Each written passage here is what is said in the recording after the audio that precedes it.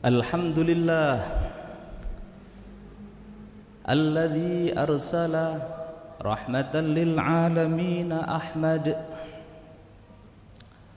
Asyhadu an la ilaha illallah wahdahu la syarika lah al-fardul ahadus samad. Wa asyhadu anna sayyidana Muhammadan abduhu wa rasuluhu wa safiyuhu wa habibuhul amjad. Allahumma salli wa sallim wa barik ala sayyidina Muhammadin al-mustafa al-hadi Muhammad wa ala alihi wa sahbihi wa man tabi'ahum ilal abad. أما بعد فيا أيها الناس اتقوا الله حق تقواه. قال تعالى في كتابه الكريم إن الله مع الذين اتقوا والذين هم محسنون. صدق الله العظيم. Hadirin jamaah Jum'ah yang semoga dirahmati Allah Subhanahu wa ta'ala. Mari kita punya kesungguhan untuk menjalankan perintah-perintah Allah Subhanahu wa ta'ala, punya kesungguhan untuk menjauhi larangan-larangan Allah Subhanahu wa ta'ala. Sampai kapan kita tidak sungguh-sungguh menjalankan perintah Allah? Nunggu apa kita gak sungguh-sungguh menjauhi larangan Allah Subhanahu wa ta'ala? Padahal Allah mengatakan, alam ya'ni lilladzina amanu an takhsha'a qulubuhum lidzikrillah. Wahai orang yang ngaku beriman kepada Allah, belumkah tiba saatnya untuk hati kalian khusyuk menyebut-nyebut nama Allah Subhanahu wa ta'ala?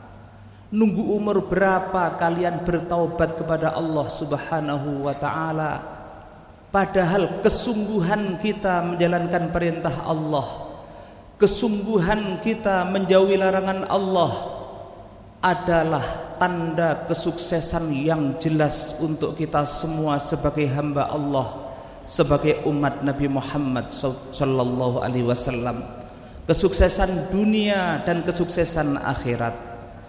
Maka semoga kita semua termasuk hamba-hamba yang bertakwa kepada Allah Subhanahu wa ta'ala. Amin ya rabbal alamin. Para hadirin jamaah Jum'ah yang semoga dirahmati Allah Subhanahu wa ta'ala, kepemimpinan dalam Islam merupakan perkara yang penting, sebuah perkara yang sangatlah penting dalam kehidupan manusia. Kepemimpinan dalam Islam adalah sebuah keniscayaan, sebuah keharusan, sehingga para sebagian ulama mengatakan mengikuti pemilu adalah hukumnya wajib. Dikarenakan apa? Dikarenakan untuk menghindari hal-hal kerusakan yang lebih parah, lidar'il mafasid, untuk menolak bahaya, kata mereka para ulama.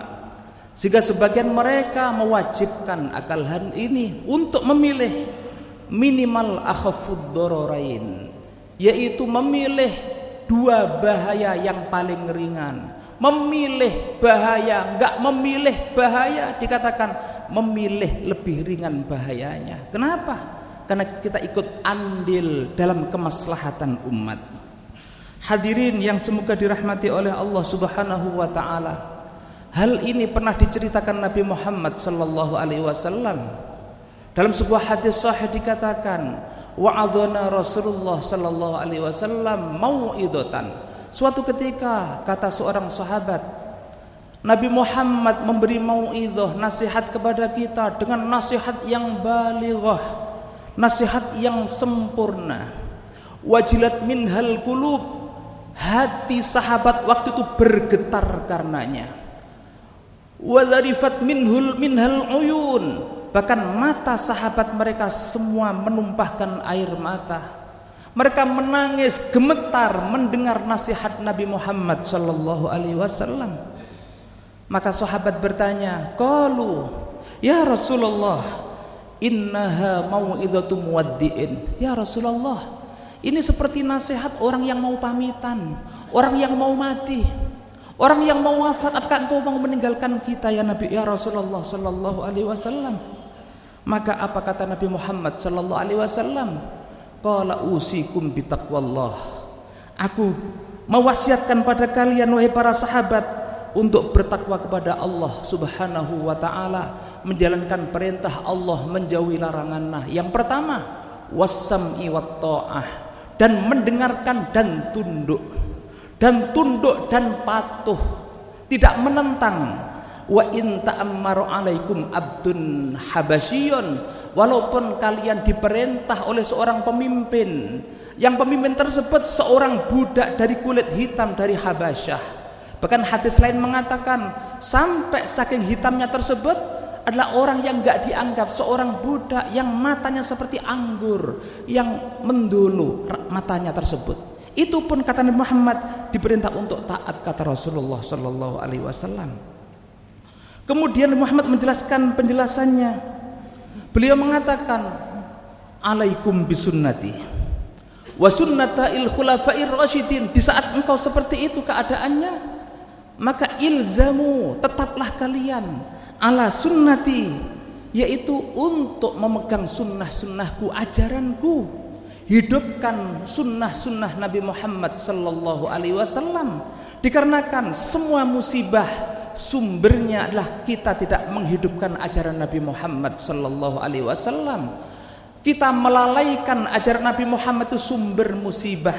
Maka Rasul mengatakan, alaikum bisunnati wa sunnatil khulafa'ir rasyidin al-mahdin. Peganglah sunnahku dan sunnah khulafa'ir rasyidin al-mahdin. Addu 'alaiha bin nawajid. Kalau sudah kau pegang hal tersebut, pegang erat-erat. Maka gigit dengan gigi geraham sekuat-kuat kalian. Maka itulah termasuk wasiat Nabi Muhammad sallallahu alaihi wasallam. Diperintah taat, kita tetap berusaha untuk dakwah, tetap kita ajak kebaikan. Siapapun mereka yang jadi pemimpin, kita diperintah untuk mengajak mereka untuk kebaikan, diajak menuju jalannya Allah Subhanahu wa taala. Sampai seorang salaf yang mulia, seorang ulama besar namanya Fudail bin Iyad, beliau mengatakan, andaikan saya diberi oleh Allah doa yang ijabah, pasti doaku untuk doa sultan, untuk doa pemerintah, pemimpin, agar mereka menjadi baik dan bertakwa kepada Allah Subhanahu wa taala. Karena kebaikan pemimpin, kebaikan ummah, kebaikan mereka, kebaikan kita semua. Bahkan para ulama mengatakan, ketahuilah, pemimpin yang paling baik pemimpin yang datang pada ulama, dan ulama yang paling jelek ulama yang datang pada pemimpin. Dikatakan pemimpin yang paling mulia, pemimpin yang bersimpuh di hadapan para ulama. Sedangkan ulama yang paling buruk, ulama yang mendatangi pemimpin. Maka suatu ketika Abu Yusuf, murid Abu Hanifah, wafat. Dikatakan Abu Yusuf ulama yang dekat dengan pemerintah, dengan raja, dengan presiden. Abu Yusuf sering ke istana. Dikatakan waktu Abu Yusuf tersebut wafat, yang layat enggak ada, yang takziah enggak ada sedikit. Padahal dikatakan murid Abu Yusuf namanya Imam Ahmad bin Hanbal, dikatakan waktu wafat yang takziah sekitar orang 2 juta lebih. Di hari tersebut ada 20.000 orang masuk Islam, melihat karena gegap gempitanya orang yang menyambut wafatnya Imam Ahmad bin Hanbal. Lah gurunya waktu wafat enggak ada yang takziah. Ditanya, kenapa kok enggak ada yang takziah? Karena Abu Yusuf dekat dengan pemerintah, dekat dengan sultan, dekat dengan pemimpin, dengan presiden. Waktu wafat enggak ada yang takziah. Maka suatu ketika teman beliau bermimpi dalam tidurnya bertemu dengan Abu Yusuf. Ditanya, ya Abu Yusuf, engkau dibenci oleh masyarakat karena engkau dekat dengan presiden. Engkau dibenci masyarakat karena dekat dengan sultan, sampai yang takziah kepadamu sedikit, yang mensolatkan engkau sedikit juga. Orang mengatakan engkau orang jelek. Apa tanggapan Allah kepadamu? Apakah Allah juga menganggap engkau orang jelek? Kata teman tersebut.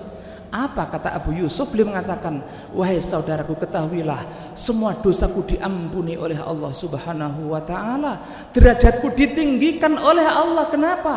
Aku mendekati presiden bukan karena aku mengekor, bukan karena aku ngatok, tidak, bukan karena aku melegalkan kesalahan mereka. Aku dekat dengan presiden, aku dekat dengan raja dalam rangka amar ma'ruf nahi mungkar. Karena aku selalu pesan pada mereka agar mereka jadi baik. Maka dari situlah niatku nasihat ini dimaafkan oleh Allah, ditinggikan derajatku oleh Allah Subhanahu wa ta'ala. Maka dari itu kita semua, kita tetap waspada, tetap kita amar ma'ruf nahi mungkar, tetap mengajak kebaikan. Yang terakhir, Allah Subhanahu wa ta'ala mengatakan dalam hadis qudsi, Anal Malik, kata Allah, saya adalah raja di raja. Malikul muluk adalah Allah Subhanahu wa ta'ala. Qulubul muluk biadih. Hati para raja, hati presiden di tanganku, kata Allah Subhanahu wa ta'ala. Maka dikatakan, faman ata'ani ja'altuhum alaihi rahmatan. Maka barang siapa taat kepada Allah, tetap menghidupkan sholat 5 waktu, tetap menunaikan zakat, tetap dakwah, tetap mengadakan majelis taklim, majelis ilmu, maka Allah mengatakan, aku jadikan raja kalian, presiden kalian akan menjadi rahmat bagi kalian. Rahmat bagi kalian kalau kalian taat kepada Allah Subhanahu wa ta'ala. Faman asoni, kata Allah, barang siapa durhaka kepadaku, maksiat terus, enggak tobat kepada Allah, ja'altuhum alaihi nikmatan, maka aku jadikan raja bencana bagi mereka, presiden bencana bagi mereka. Kenapa? Kita selalu melanggar aturan Allah Subhanahu wa ta'ala. Maka Allah mengatakan, fala tushghilu anfusakum bisabil muluk. Wahai para manusia hamba Allah, jangan sibukkan diri kalian, lidah kalian untuk mencaci maki penguasa. Jangan kalian mencaci maki penguasa.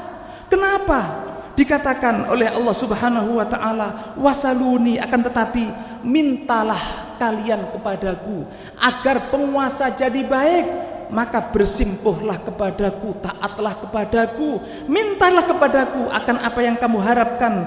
U'tif qulubahum alaihi alaikum, maka aku akan lembutkan hati raja untuk kalian. Hati raja akan lembut kalau engkau bersimpuh kepada Allah Subhanahu wa ta'ala untuk kalian. Sehingga raja yang zalim insya Allah tobat kepada Allah Subhanahu wa ta'ala. Hadirin yang semoga dirahmati oleh Allah Subhanahu wa ta'ala, semoga khutbah yang singkat ini kita bisa sadar, kita berbenah agar kita menjadi baik, desa kita menjadi baik, kecamatan kita jadi baik, kabupaten kita menjadi baik, bahkan provinsi kita, bahkan negara kita menjadi baik. Baldatun thayyibatun wa rabbun ghafur. Kita optimis kepada Allah Subhanahu wa ta'ala, dan semoga kita semua termasuk orang-orang yang diberi karunia husnul khatimah. Amin ya rabbal alamin. A'udzubillahi minasyaitonir rajim. Bismillahirrahmanirrahim. Wal asri innal insana lafi khusrin illal ladzina amanu wa 'amilus solihati wa tawasaw bil haqqi wa tawasaw bis sabr. Barakallahu li wa lakum fil Qur'anil azim. Alhamdulillahil alamin.